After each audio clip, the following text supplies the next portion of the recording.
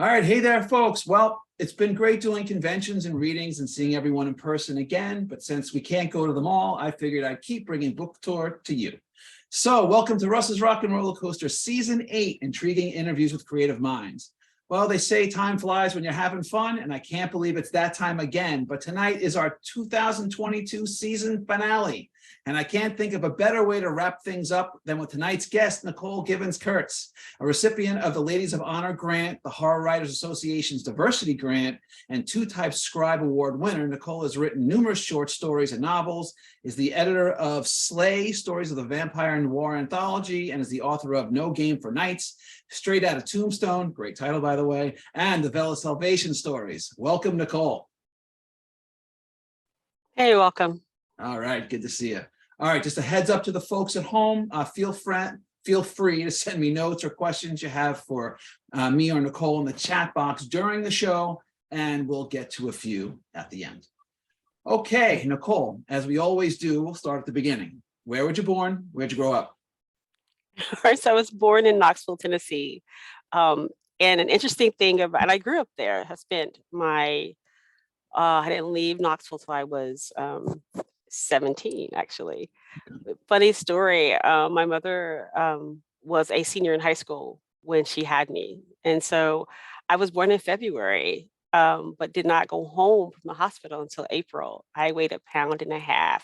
So my dad could hold me in his hand. I was a premature baby in 74. Yeah. Wait, so well, hold on. Stick with that for a second. So how many weeks were you when you were born?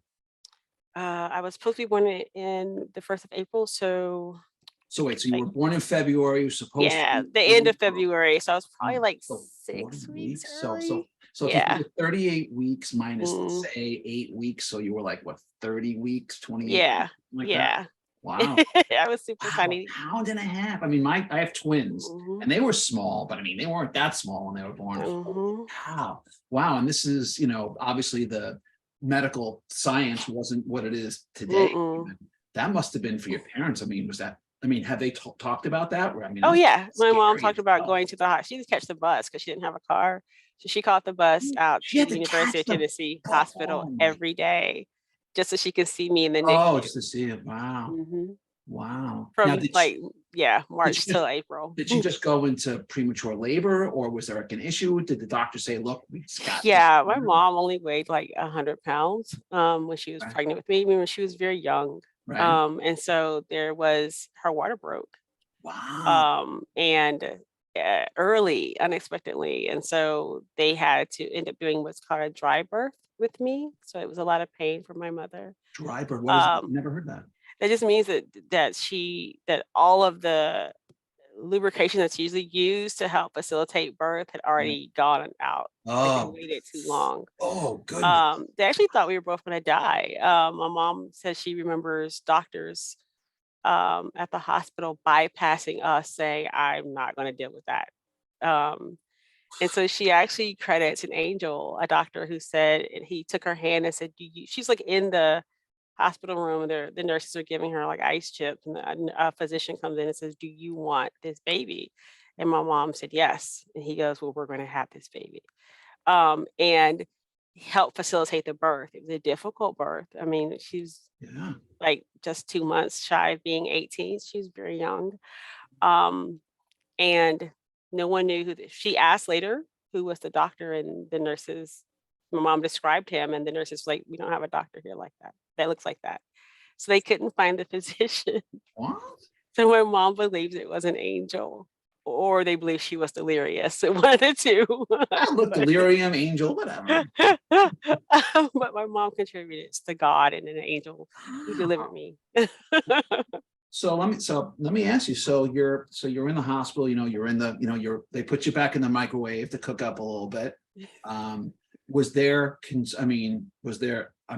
I know you can't know for sure, but you get the stories told back to you. I mean, was there concern that this is a tough slog for 2 months? Was there concern that you just weren't going to make it? Yeah, my mom was very scared, but my grandmother was a pastor, and so she and my mom did a lot of prayer and a lot of prayer circles. my grandmother was just continued to reassure her that, I mean, my mom's one of 14. So One my of grandmother had a lot of, 14? yeah, my mom has 13 other siblings. Oh, So my grandmother just assured her that it would be fine. And just, when I did come home, my mother made sure I ate everything, which is, so I hold on, both felt really great. we barely scratched the surface. We have a lot to talk about here. Hold on a second. Wait a second. Okay, so I want to hear about this one. So one of 14. So where is your mom in the chain of 14? Where is she? She's the oldest of the last 7. The So she's smack in the middle. So she's the oldest of the last 7. So that She's means she's smack in the 8. middle. So she's Mhm. 8. She's 8 of 14. Yeah. Wow. Does that technically make you the middle child? Like, how does Kind of. wow. But yeah, it's interesting So wait, because so I have a was lot of there a aunts. gap like in age between, so she's 8 and then there's 7. Was there like a big Mhm. gap between 7 and 8 or no? No, No, I would think not. I mean, like, nope. and your They're stair step. grandma must have been exhausted. They're stair step. Yeah. 14, 14? Yep. And let me blow your mind some more, Russ. Each of their names start with a G because Oh, come on. my grandmother's name was Geraldine and my grandfather's name was Glenn. And so they named all their children with the letter G. It could be a soft G or a hard G, but they all start with the letter G. That's 16 G's in the same house. Wow. Yes. What is your, I mean, I'm going to make an assumption here. Your mom was a full-time mom. I mean, your Yeah. grandmother. Yeah. No, What she is actually worked as a maid for a dentist, a wealthy dentist in West Knoxville. And raised her What did your family. dad do? My grandpa? Oh, your grandfather, sorry. Yeah, he came back from the war. He's shell shocked and PTSD. So he worked odd jobs. Was this World War II or Korea? Yeah, Korea. Korea. Wow. So essentially, so your mom had 14 kids and was the sole, My grandma did. Yeah, she had sorry, 14. Yeah, and she did. She was the sole provider of 14 kids. Yeah, pretty much. She must be the most unbelievable woman. She was amazing. Wow. She was really amazing. I don't know her. She's my hero. Wow. Right? She was phenomenal. She was a great role model for my mother and for myself. I miss her immensely, and I was able to spend a lot of time with her. So tell me about her. I want to hear about her. Oh, my grandma was a firecracker, man. Like, she not only like raised her family, she was also a female pastor of an apostolic church in Knoxville, Tennessee. And this is like in the 40s and 50s where women didn't lead churches, right, let alone own them. Right. And she did. And she had a small little church, and she would do that she would preach at to her congregation. And then on Friday, she would fry fish and sell fish sandwiches out the side to like support the church. And there were many Fridays I would sit in this little box, and it was basically a closet with a window cut out. And we would make white bread, and she would fry little square fish, and we would drop them in like a deep fryer, and then we would put them on the bread and wrap them in aluminum foil, and my grandmother would sell them. And so some Fridays I would spend time with her in this little box, and she would hum or sing, gospel hymns while she's making them. And man, everyone in the neighborhood loved Miss Geraldine. That's my grandma. Miss Geraldine. Okay. Yes. And so all the girls in our family, or all the women in our family, tend to look like her. And so have strong familiar features that my grandmother had. Yes. And I have been in a Walgreens in Knoxville, and someone yelled out, "Ain't you one of them Washington girls? Which one of them your mama?" Wow. Yeah. So she slept, what, about like 8 seconds a month? Maybe. I mean, I don't know. I really don't know how she did it. And she never complained. Like, I never heard her complain. Like, there'd be no time. I spent like summers like living with her because she lived like down the street. And I would like go spend time with my grandma because she was and I would just help her out and do stuff. Right. And watch her cook, or just listen to her sing, or she'd show me how to sew. Like, she also knew how to fish, and she knew how to shoot a gun. She was a good hunter. Like, there were times when I was little that we would eat squirrel and rabbit, and my grandma shot it. and Right. skinned it and cooked it. So God, if I'm ever in a zombie apocalypse, I'm going to grandma's house. Are you kidding me? right.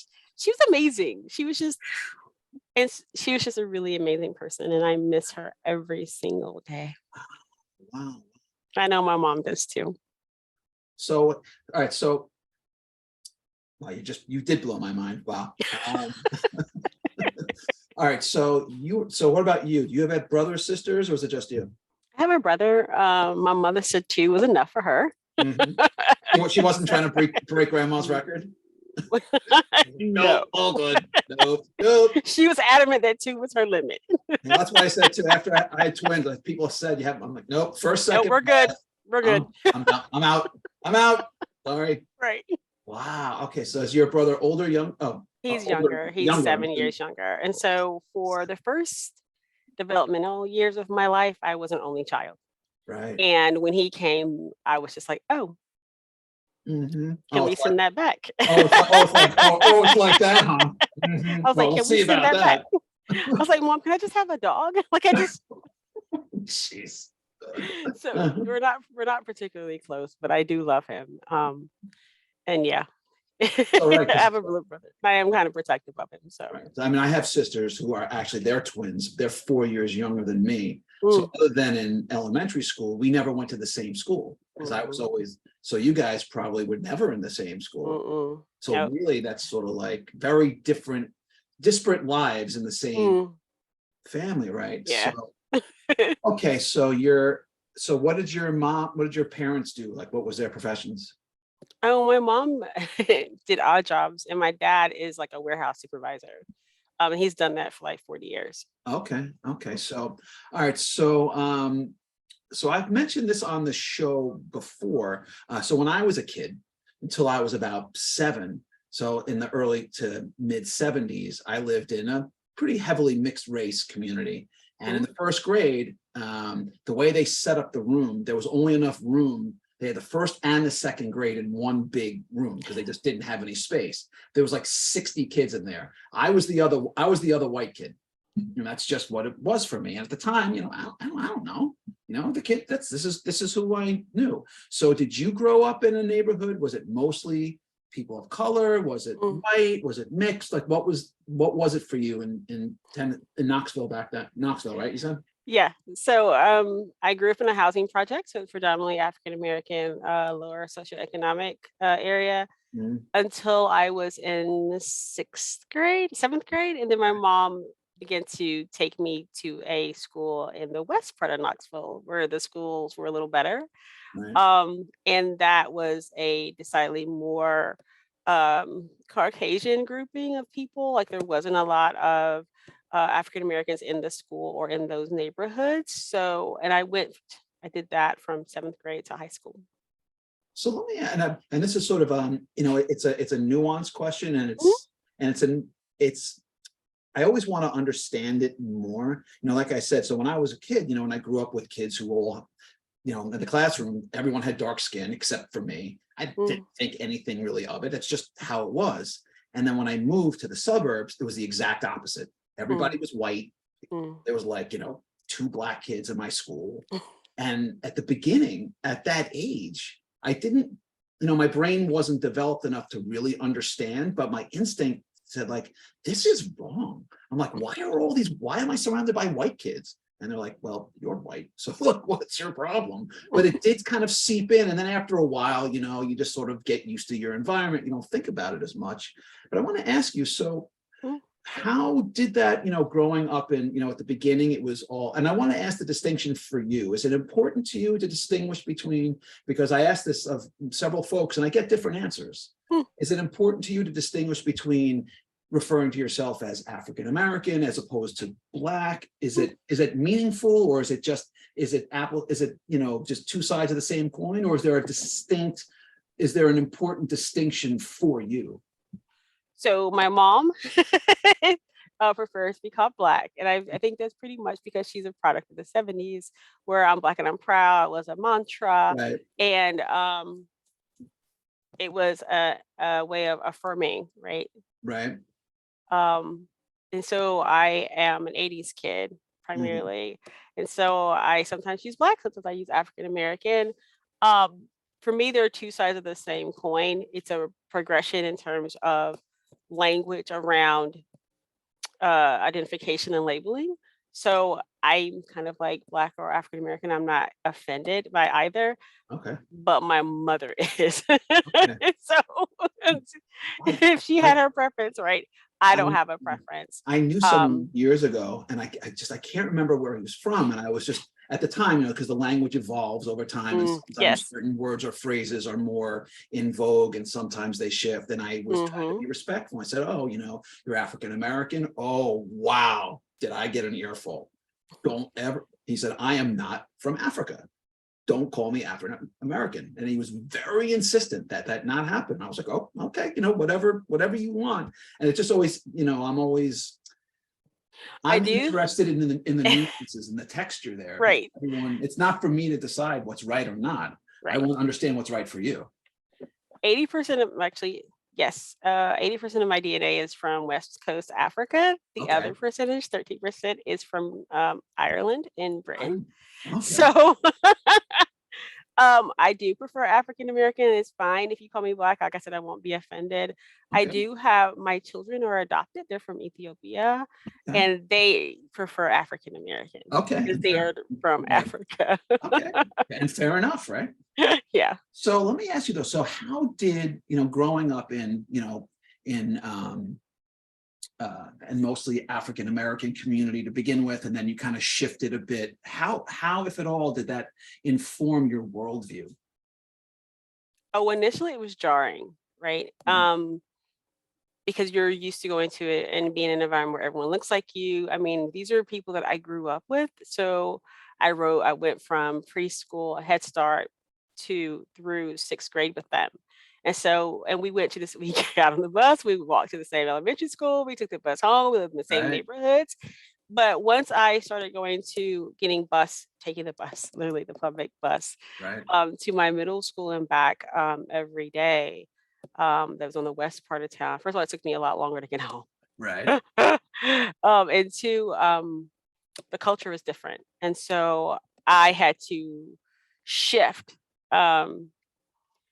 And it wasn't an immediate shift because there were African American students at that middle school. I even had some of the teachers were as well. So it wasn't like, but there were classes where I'm like the only dot. I'm the only person of color, and it's like a sea of white folks. Right. And that took some getting used to. But my parents, particularly my mother, was very supportive. In that if I needed this extra help with homework, because the work was harder too. Right. The schoolwork was much more difficult. And so that's the reason why my mother wanted me to go there. Right. Her comment was, "You're coming home every day from 6th grade, no backpacking, you have straight A's. You're not being challenged enough." Right. And sure enough, the next year she put me in a school where I was incredibly challenged. Right. But she helped, right, with the schoolwork, and she made me stay if I needed to stay, and if she needed to come get me, she could. And so there was a lot of, it was really jarring. And there were some challenges in terms of like, where do I fit in this space? Right. I'm already 12, 13, which is already a difficult age, but where do you fit in this space? I have two of them upstairs. I taught public school for 20 years. And so it was 6th through 12th grade. And I can tell you all those years, you're just trying on personas. That's right. So I did that. And so and through that sense of self-discovery, I switched friends. Some friends were okay. I read it to very racist people. It taught me a lot about, I remember the day I came home with my father, and I told my dad that the girl had called me a really ugly name at school, and I was upset about it. Right. And then my dad was like, "Well, what did you do?" And I was like, "I didn't do anything. I mean, I shouted some ugly words back at her." And he was like, "Okay. Was that the appropriate thing to do?" And I'm like, "No." He's like, "You just put yourself at the same level as as her." Right. And he goes, "And nothing was resolved." He goes, "So you said a bad thing. She said a bad thing. You said a bad thing." And so that he was like, and so my dad and my mom just helped navigate those teenagers, particularly my mother, helped navigate the difficulties. And growing up in Knoxville, you got to remember, Knoxville is only it's predominantly white. It's only like was 5% Black, African American. Oh, wow. Okay. And so the city itself, Right. Very so even though it was jarring at school, it wasn't really, because every time you go anywhere in Knoxville, That's just how it is. I'm always the minority. Right. And so with that in mind, it wasn't that difficult. But when I graduated high school and went to college, I went to a historically Black university down in South Carolina. Mhm. That was an epiphany. Tell me about it. In the sense that, I had been for most of and I graduated high school in 3 years. So I'm really young going away to school. Right. Like I had only turned 17 Mhm. 4 months before, like super young. Right. And so I'm going away to school, and this school is all Black. All the teachers, the president, the provost, the band, Right. everyone looks like me. Right. It also taught me one of the things that one of the things that I try to stress is that no group of people is a monolith. We're all very different. That's right. And so and I got to find people who were nerdy like me, Right. but also Black like me. And Mm. so that was really encouraging. So I was able to find my tribe, Right. my group of people Right. who that I clicked with that I didn't quite get in high school. Right. I used to read. I used to spend my my social time, the lunch hour, in the library. Right. Reading. We're gonna get to that. So that was really So it was in college where I so going from this, predominantly white academic community to the exact opposite, was there as much as like, wow, they look like me? Was there a sense of they look like me, but whoa, this is weird. I'm not used to this. Was it almost weird to be surrounded by so many people who did look like you? Or was it like, oh my God, I'm home? It felt like a homecoming. Yeah. And it didn't feel awkward at all. Mhm. Again, it felt more like and I didn't realize it at the time, just how much stress I was carrying, and how much, Yeah. because when you're the other in spaces, or the minority in spaces, there's a tension, a stress. That's probably not the accurate words that come with being in those spaces. Yeah. And so I didn't recognize how much of that I was carrying 'Cause you until just I had went here, and it you went had to to get used to it, right? yeah, and This is then my world. What choice do I have? So you just live with it. right, and you don't really think about it, because it's something that, from the first time I experienced racism when I was like 6, Right. where a store owner refused to touch my hand to give me my penny back, kind of just slid it across the counter to me. Um, Ugh.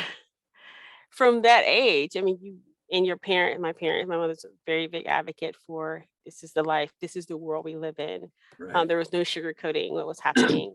And so it was a release. It was like a homecoming. It was like being at a family reunion, where you with family, but you don't know all your aunts and uncles or all your cousins, especially Yeah. me when I Right. have over It's 200 like, oh, this cousins. could be good. I think this is gonna be good. Let me just So, stick around a little bit, check it out. yeah. All right, right on. Okay, so Yeah. so you said the magic word, because we have lots to get into. So talk to me about so you were in a colloquial way. So you were a young female Black nerd, right? Back in a time when that was not sort of the common No. clique, right? Like, No. oh, there's like 2 of us, maybe, like, right? We're out Right. there. And then, so how did you spend your time as a kid? Were you just you were in the library, you were a reader, I'm Yeah. assuming, right? Yeah. I What spend were, my weekends at the library. what were you reading? Horror, mysteries, Yeah. thrillers. Okay. Okay, so I'm just making a purely educated guess here, but it sounds like, it was a way to, like you said, you were carrying all this stress, maybe in a way that you weren't overtly conscious of it. Do you think that you were sort of instinctively drawn to sort of these darker themed stories because it was sort of there was an outlet for you to sort of like let out that, that all that tension that you were holding on to, or am I just intuiting things that just aren't there? I blame Max for where the wild things are. because I was an only child for a really long time, and Right, and I was a brat because I was spoiled. right. And I was like Max, and if you've ever read Where the Mm, Wild Things Are, doesn't get his way, he gets sent to his room, and he mhm. is not pleased. And so he leaves and goes to where the wild things are, where he can roar his terrible Right, roar and right. do his stuff, right? And he can rule all over all the monsters and over the wild things. That was me in the boat. I have, Thinking. I I have a I have a friend of the family who told me that he was also black. And he said when his parents would get married, he'd say, go to your room. And he'd be like, Hmm. and he'd go, but meanwhile, he'd be like, yes, because that's where all of his books were. That's where all my Barbies were. Yeah. He goes upstairs So and read. All right, it, so let me ask you, and I asked this of all my horror author guests, and it's a Mhm. two-part question, okay?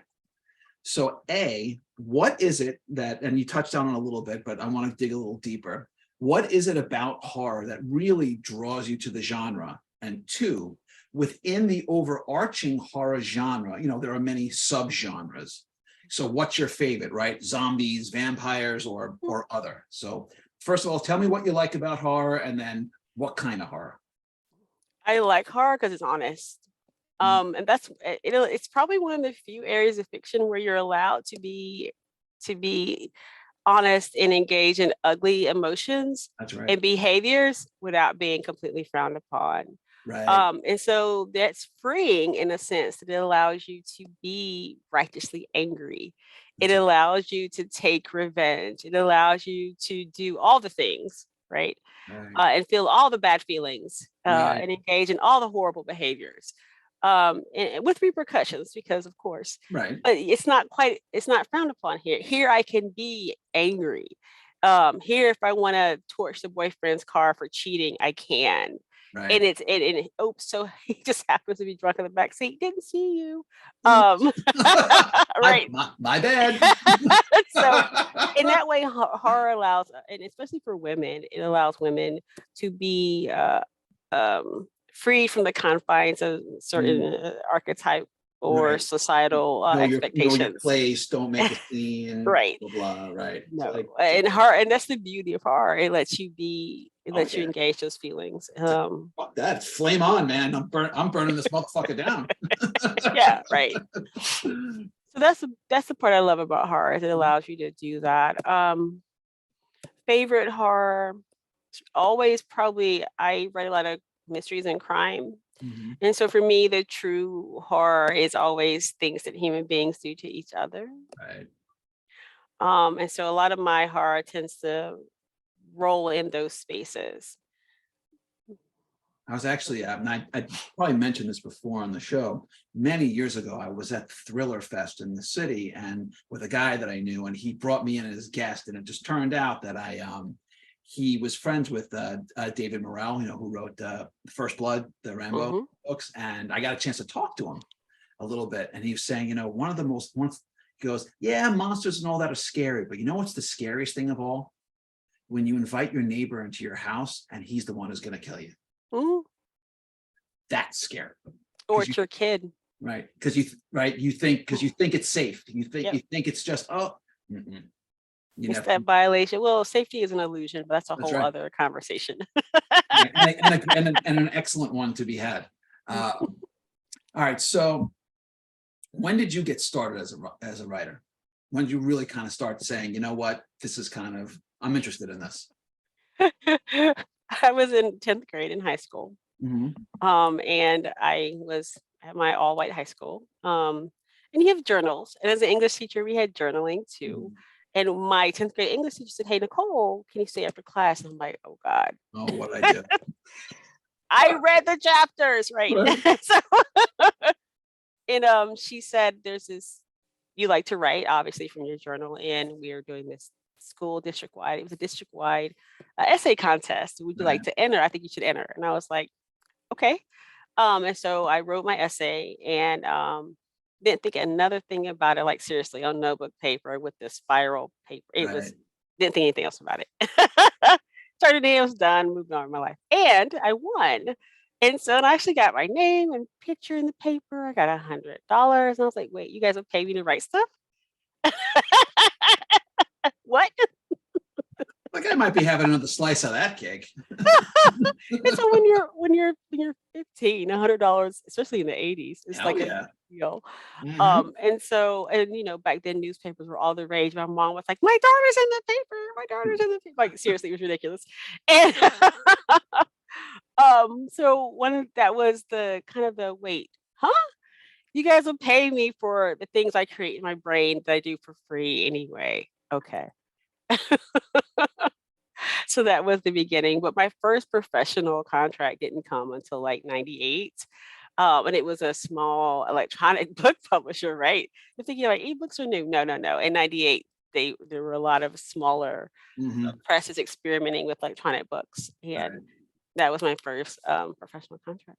Okay, so when you write horror, Mhm. is your intent to scare, to entertain, to peel back the curtain on human behavior, all something else? Or do you just do it because you know what? That's just kind of I have an inner roar and it needs to come out. So most of the time I'm doing exploration into the human behavior. And again, I'm really fascinated by why people do horrible things to each other. Mhm. Um, because I think some of those things are rooted in trauma. They're also rooted in just apathy and psychosis. And so I like to peel back the curtain, as you say, and dig in. It's interesting because all of my weird westerns take place in New Mexico, and they're all horror oriented, and they vary. Some of them are entertaining; they're just like Twilight Zone entertaining, and then some of them are those deeper. It depends. It depends on what kind of story I want to tell. It depends Right. on the characters actually and the crux of their conflict. Mm. Sometimes their conflict is with each other, and sometimes the conflict is with something paranormal. So those things are all it all depends. Okay. So just a quick interlude for the folks who came in a little late. If you have any questions or comments for Nicole, send them in the chat box and we'll get to a few at the end. All right. So your characters tend to be African American. When you write them, are they characters who just happen to be African American when maybe the color of their skin doesn't have as much of an impact on the narrative? Or is it important for you to tell stories that reflect the life experience of, people who are, who are African American? And so since African Americans aren't a monolith, all those experiences are different. And Right. so they many of the stories, many of the stories that I write, especially the horror ones, take place in spaces where there is it's almost like possession stories. It's always a child, right? And it's usually always a female child. Oh, And so oh there are boy. certain so a Oh, lot you of go. my Oh, you stories, go there, huh? Mm. yeah. So most of my stories have people of color, Black Americans. In many instances, though, that's not always the case. I have written stories where the protagonist is not a woman and the protagonist is not African American. I've done that. Um, because the story is more about something else, or I'm writing in someone like when I write stories in shared worlds, like Bobby Nash's Snow. I wrote the mom is a white woman, and so I wrote her story. Um, but most of the time, because I didn't have those main characters growing up, all right, you just Right. did not see right African Americans if they're in a horror film or if they're in a horror book, First they're to go. dead. Right, right. Right. And so for me, it's really important to provide that Right. for today's horror readers, right? And it's not just important that representation just isn't important for African American kids or readers to see. It's also important for non-African American I people to agree. see. Yes. Yes. I could not agree more. Right, If all the literature and all the movies is just, oh, someone's black, they're either the villain or they're trash or they're going to be killed, or right. if they're expendable, then that's the way you start to think that way, and it's Yes. just not accurate. It's like, no, Yeah. that's a human being who maybe has a slightly darker hue than you do, Right. right? So let me ask you something. Is it Mhm. more important for you to be known as an author who is also African American, or do you want to be known more as an African American who is also an author? I'm gonna be honest with you, Russ. I just want to be known. Fair enough. Fair enough. No, Amen. I mean, because people are gonna label you what they want. That's right. So honestly, if my work reaches readers Don't care, and right? they're emotionally impacted, right, Right. by that's all that matters to me. Right. So I want to just stick on this topic just for one more minute because I started this show during the pandemic and I had no idea that I'd still be going at this point. It kind of just was took on a life of its own. And I've gone far and wide as to recruit as many horror, sci-fi, and mystery authors of color and women as I can to appear on the show. But I haven't found as many as I thought there would be. Now, is that a reflection of just not knowing where to look and who to ask? Or do authors of color simply struggle to break into publishing, even self-publishing? So there are three answers to that. One, you're not looking in the right places. Fair enough. So Samiko Salson wrote, and it's a list online of 100 Black horror writers. And I think that number is up to 300 or 400 now. So you can definitely find that are published Black authors writing horror. My anthology Slay has 24 stories. And I believe 21 of those authors are Black. But I will give you one caveat that when I started the show, I wasn't looking for horror authors at the beginning. Yeah. I was focusing more on sci-fi and mystery and crime, but now I'm even writing more horror myself. So I'm still a newbie on the horror side. So I'm trying to find a whole new world of authors. So this is great because I want to get as many, for me, it's not about, checking the box to get them. Right. I want to hear from other people. Stories. I think you could tell, like, I want to hear stories. I want to know about your life. I want to kind of see what's out there. So, all right. The second answer to that, it is still difficult. It is definitely more challenging for African American writers to break into publishing. And I think the last numbers that were published, I think, especially for YA and middle grades, I think it's like 8%, maybe, of books published for middle grades and YA had Black protagonists or written by African Americans. So it's still not perfect. I do think you'll find more self-published African American authors than you will in traditional publishing, because traditional publishing tends to have that there could be only one. We have our N.K. Jemisin, we don't need another one, or we have our, Kenarina Dew, we don't need another one.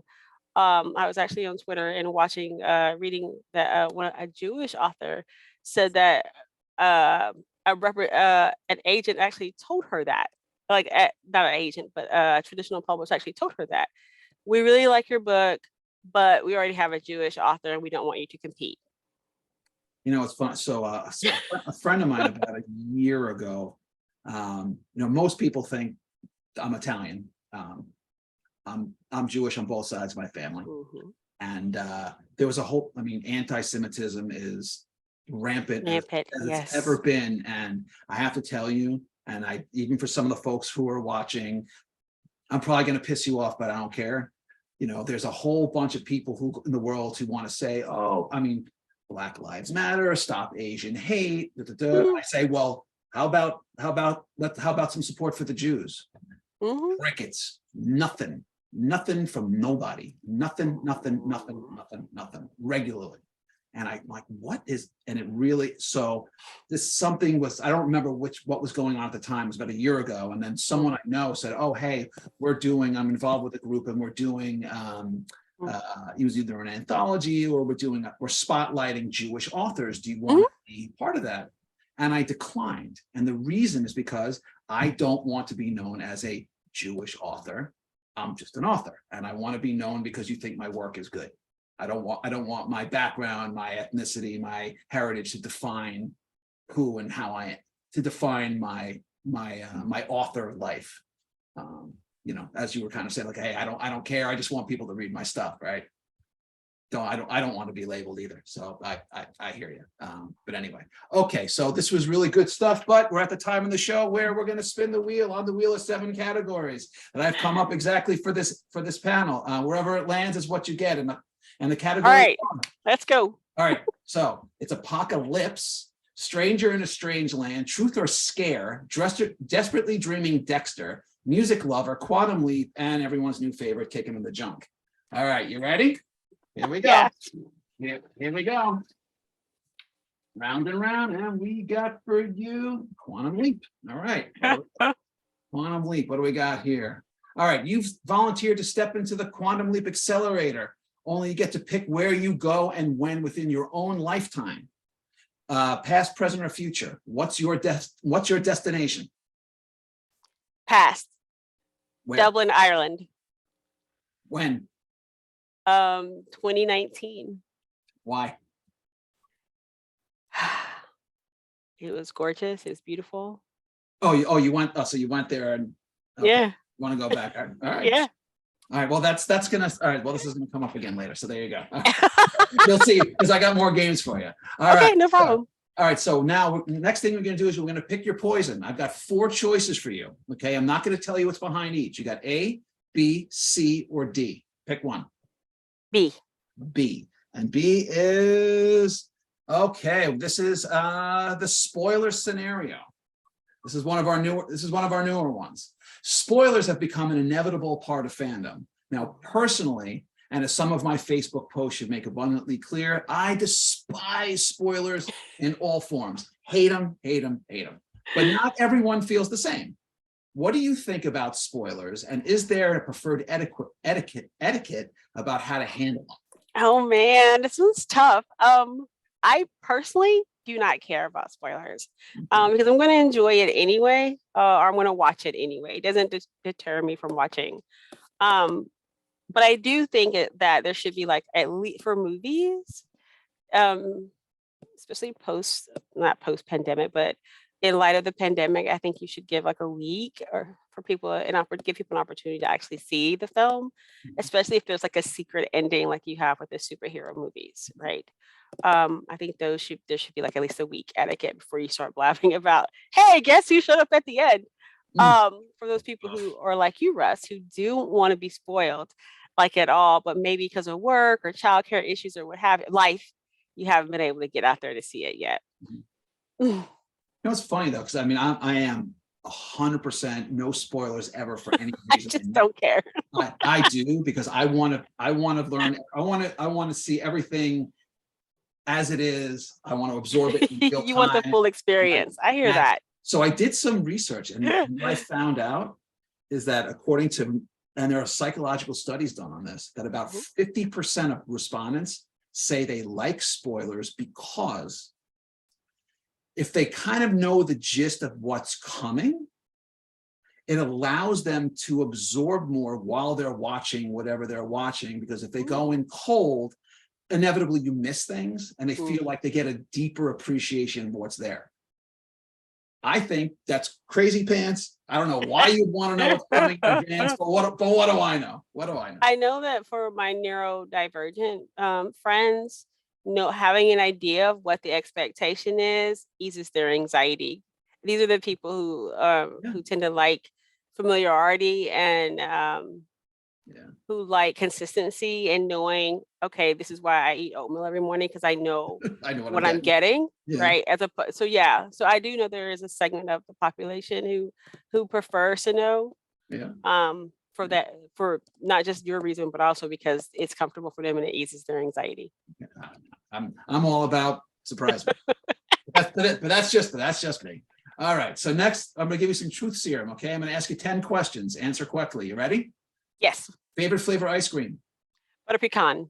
Oh, yes, you're my girl. All right. What's one food you will never eat ever for any reason? Puffer fish.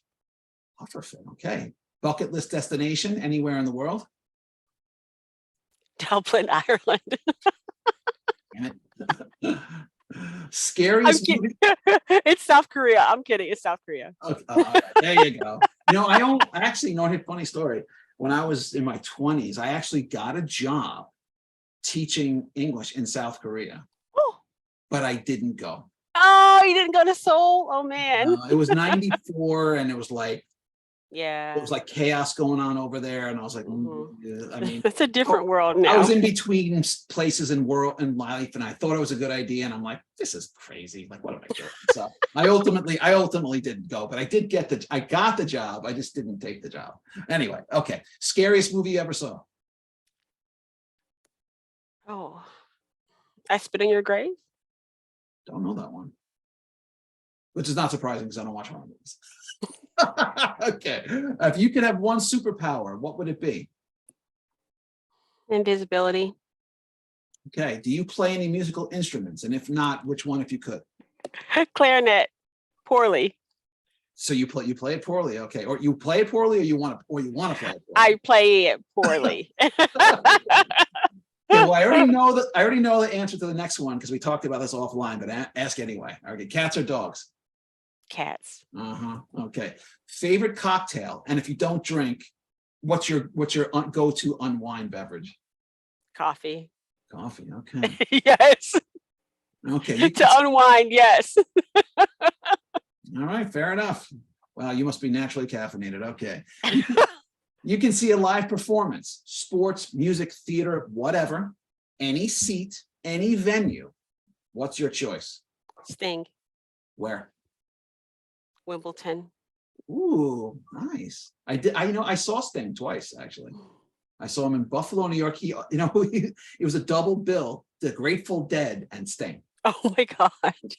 Yeah, I did see him once down here in Charlotte. Yeah, I can say fairly that I was not in a particularly right frame of mind by the time Sting made it to the stage. Trippy night, to say the least. Okay, if you could have one personal do-over in life, what would it be? College. How? When I went, I was very young, and I didn't take it seriously, and I didn't do well. And so it took me a lot longer to get through school, like 8 years. Even longer than me. I thought I was 5.5 years in the summer, and I thought I was. No, I ended up going part-time the last 3 years, which is why Right. it took a little bit longer, but I would like to do that over. Yeah, it's funny. I was just talking about this today when I was at the office today about how, because when my kids are of age, I hope that they will go away because it helps you grow up. But It does. This is that not everybody's ready. They're not all ready. I remember I did an exchange program in England, the back half of my college career, and guy became one of my best friends. He didn't go till he was 21 because he felt that at 18, he wasn't ready. And I remember at 18, I was like 18 going on 12. Like it was hard. It was weird. I was like 18 going on 12, going on 30. It was just a very strange experience. It was because you think you know it all and you know nothing. Oh God, I so did not know it all. Not even close. Not even close. Okay, so I want to take some questions from the audience if we have any. I'm not seeing any in the chat box. Let me scroll. I think there was something else I wanted to ask. Oh, yes. I want to go back. So let's go back to this ginormous family of yours. So you've got 14 aunts and uncles. What was that like? Like, were they? Okay. So that's on my mother's side. I have eight. I have 8 aunts and uncles on my dad's side. So you had 22 aunts and uncles. Yeah. Good Lord. So what was that like?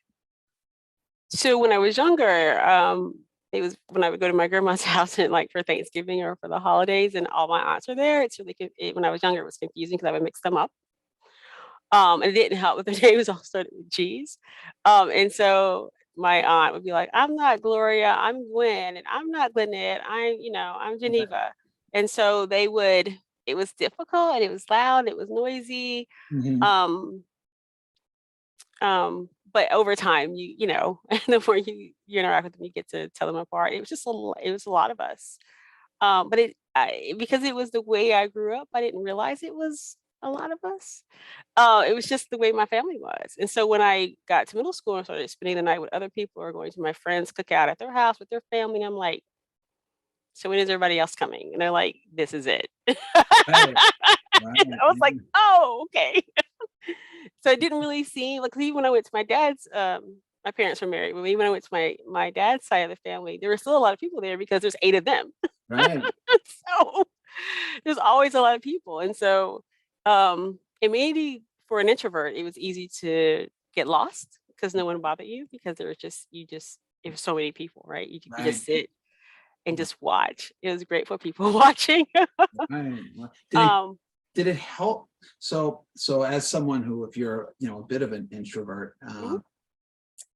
did it help in the sense that because there's so many people, I could sort of very kind of quietly just sort of, blend in the background and let everyone else kind of be center stage? Or was also a component of, I mean, did the noise, was it like jarring, or No, did it give a sense of no. confidence because it was so many people around you and you were part of that, or no? Mm. Or So one of the great things about being part of such a large, well, it's a double-edged sword, was that when I would go places, I was never really alone because people either knew my family, either my dad's side or my mom's oh, side, right, right. or they So knew one of my aunts or uncles. And so when I was a kid growing up, I think there were situations where people would step in and be like, hey, that's my niece, or that's my cousin, or that's my da.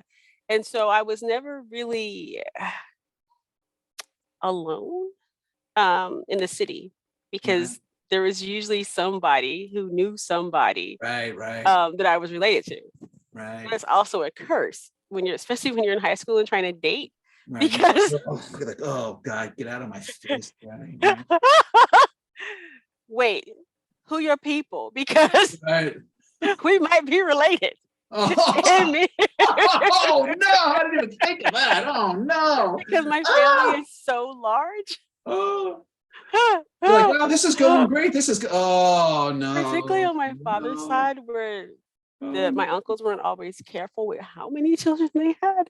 oh, Um, it oh, was like, wait, who are your people? Because we're right. probably related. Oh no, oh no. You got like a Luke and Leia thing going on. You're like, oh, So I would come home and ask my mom, like that was always a thing. Like, right, do you know these people? Because and in many, well, in every instance, she did. right. If they didn't come in to Knoxville from out of town, like they moved there from Chattanooga or from Chicago or somewhere, Right. chances are we were related to them, Okay. All right. So we got or one they question. knew them. All right, one question just came in, and then we're going to move on. So, Sure. what are your favorite movies? That's Say my a favorite. Okay, my favorite movie of all time, and I'll move this way so you can see it. Okay. Can you guys see it? Is that The Crow? It's The Crow. Yeah. I have been. It's been on my to-do list to rewatch for so long. I saw it in the theater when it came out. I remember that. Wow. And then I actually met James O'Barr at the Wow. convention not long after that. Wow.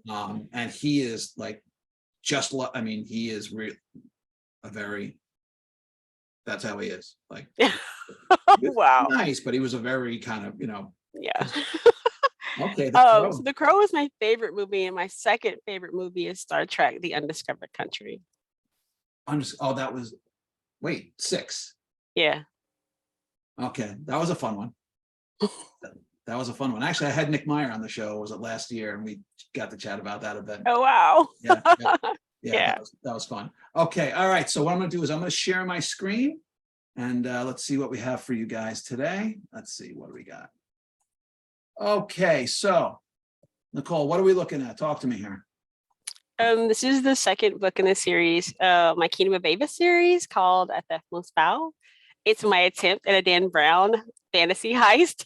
Oh, okay. So in the Kingdom of Avis, everyone is in a bird clan. And so Prentice is a hawk, and her magical ability is to see the unseen. And so she's dispatched to various eggs in the kingdom to investigate supernatural crime. And in Right. A Theft Most Foul, a religious artifact is stolen from the Museum of the Goddess, Right. using forbidden magic. And so Prentice has to go there to figure out what happened and why, Oh, and to okay. recover the object. Oh, very cool. All right, groovy.